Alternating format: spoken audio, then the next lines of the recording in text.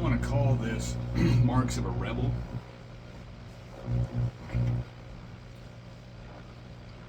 Marks of a Rebel. There's other ways to title it.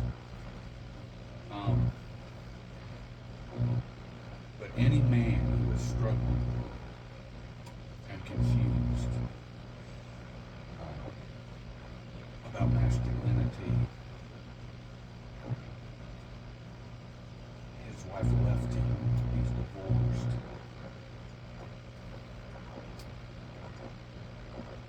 instability, you can attribute almost all the time to some level of rebellion. And some level of pride. So I'm going to try to keep this short because I'm dealing with a man who's showing these signs of rebellion.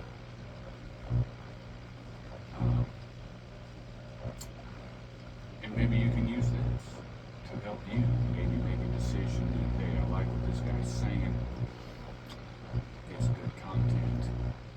I'd like to further pursue a positive coaching program with him based upon these truths he's given me now. But either way, it'll help you if all you do is this or this. So let me just kind of wrap. Just kind of have a little wrap session with you. A little bit. Let's see if this helps. I think this one I'm still working on.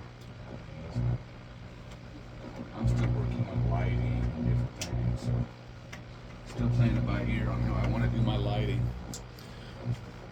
We'll go that route. Okay. Here's one thing. A rebel. And if you're having a hard time seeing yourself as a rebel, this is some things that any man will do when his back's against the wall, when his bluff has been called, when he's been confronted with some things in his life that he's not ready to deal with. Here's some things that he'll do.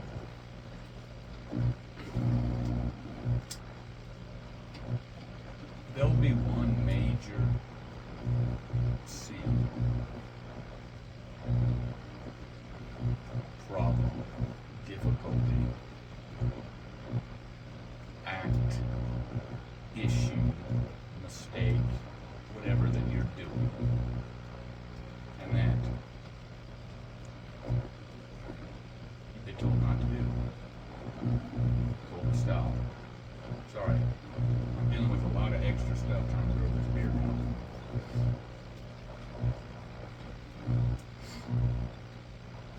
And that issue will be addressed.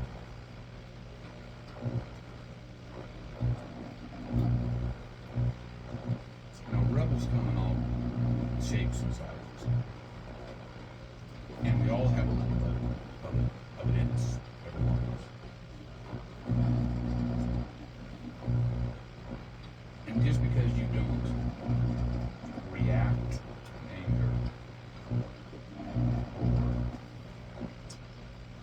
become overly sensitive or argumentative or hurt feelings, you're still quiet and it seems like you're receiving what's being told. Just because you're nice about it doesn't mean you're any less of a rebel. In case in point, I'm dealing with two men right now who are just the opposite. They're both a couple of rebels. One is, and I made videos about this guy 2 or 3 times, because this one rebel that's out in the open has tried to tase me. Anyway, this guy has got in my face, threatened to throw ice water in my face, threatened to taser me, cussing me out, being vulgar, claiming to be a Christian. That type of guy. And the other guy is just super nice, soft-spoken. They're both rebels.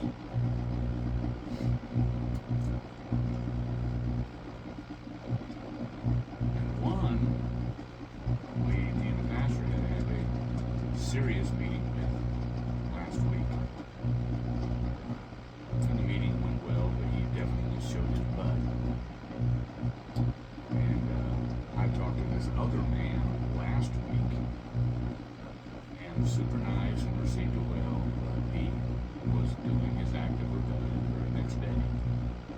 And the pastor spoke with him tonight. Okay, so this is what's prompting this. Another word to look at it is a fool. But a lot of our programs, we're going to deal with the fool and the rebel, and you've got to be man enough to take it.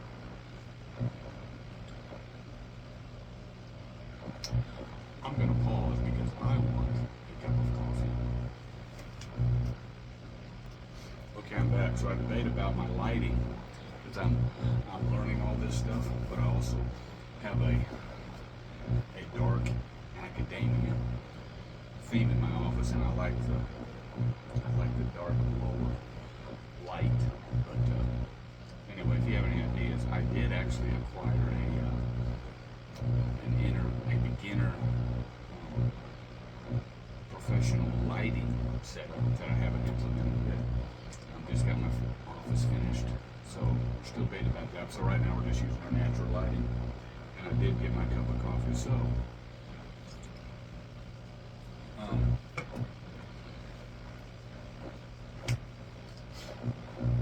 you'll always make excuses. There's always making excuses. I see there's a level of all of this learning and training and teaching that you have to come to that you can admit these things. See, because if you're blind, there's nothing I can do for you. There's nothing anybody can do for you. There's nothing God can do for you. You've got to see it. And I was blind. I was blind, man, for so many years myself, and I still catch myself getting mad at God. Why was I so blind? Okay? But you're gonna have to hunker down and admit the possibility of stuff, even if you don't see it. I take it from a guy like me who's fought the fight, been in it for 9+ years, and want to help you. Always gonna make excuses. They're always making excuses. Always blaming. Blaming somebody else, blaming their circumstances. They're always blaming. Nothing's ever their fault. Nothing's ever their fault. And I get it, I was there. You are just so filled with yourself, filled with anger and frustration, and you just can't see it. But you're the problem. And a rebel and a fool will do these things. So one point I want to make specifically tonight is, say you're addressing these issues. You're working with a coach, you're dealing with these things personally, and you've got the issue that your coach or your pastor or somebody that you respect or somebody you may not even respect, you just got in your face about it. And you don't see it.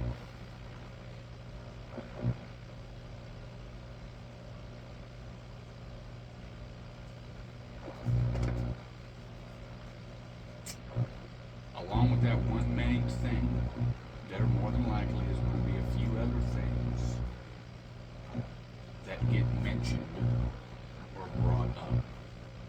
You got the one main thing that if we deal with that, that'll solve the problem. But then you have these underlying things that are just evidence of the bigger thing. And here's what the rebel will do. And he'll feel justified in doing it. After he's done making his excuses and lying and blaming and not taking ownership, what he'll do is he'll pick one or two of those things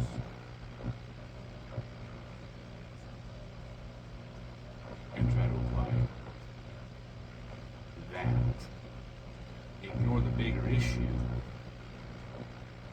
This big issue that's making you do all these other little things. I'm not going to deal with this thing, but hey, I can maybe deal with this little thing, and maybe get a little peace.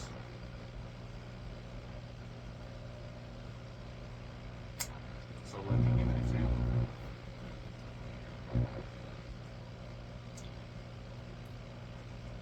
got a man who comes to the church whenever he wants and decides to stay here.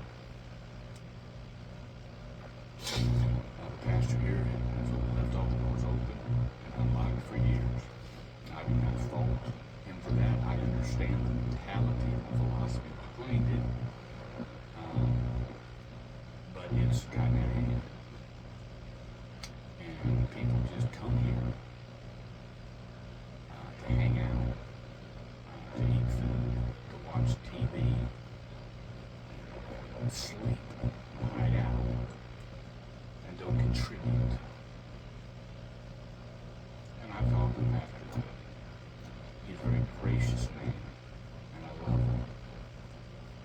But he's allowed so much of this to go on that we're now enabling.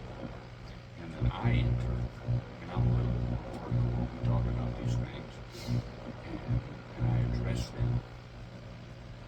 And so we're working on some things. And so the pastor's actually been talking to us on his own about, hey, Brother Chris is saying these things, and he's bringing these things up, and he's right. So we're moving in the right direction. But this man will come here and stay here, and he's been told not to stay here.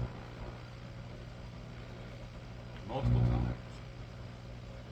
Not by me.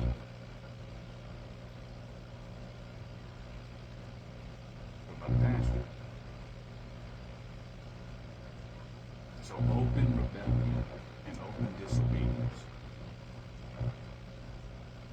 Now this pastor has been very gracious to him, has helped him physically, mentally, spiritually, financially. And this man still has, even though he's nice, a blatant disregard for people. And he'll still come in here and he'll sneak in here. That level of disobedience, I can't comprehend. I don't get it. And so as a result, I'm at odds with this man. Me and him, not personally, but I've already got him checked. Hey, you're someone on my poop list. Just because of their disobedience to the preacher. And I've told him, you can't stay here. Now my situation is housing and my growth and what's going on in my life. I actually have to stay here right now while I'm in between housing. It's just what it is. And so I told him, I said, hey, I've got to stay here right now, and so you can't be coming here. Don't be coming here. Alright? It's an invasion of my privacy, an invasion of my home. Don't be coming in here. Well, he acted like it was okay. He listened to me the night I told him, but the next day he was down in here.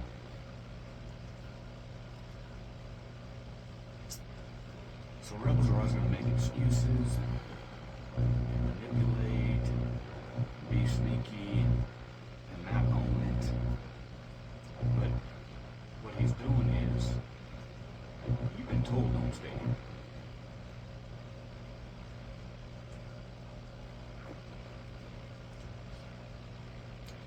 And so things that happen in order for him to manipulate himself here is he comes here at weird hours where he doesn't think anybody is going to see him. He parks in places where nobody can obviously see him. He uses doors to get in here that nobody else uses.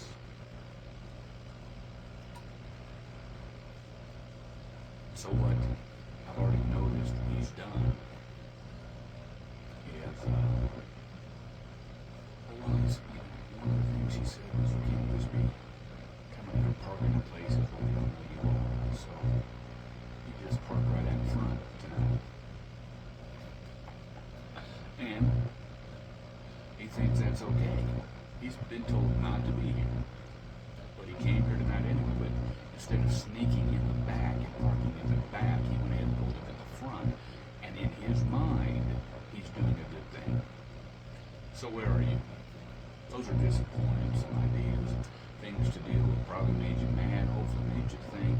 But like and subscribe, comment below, give your phone number, your email.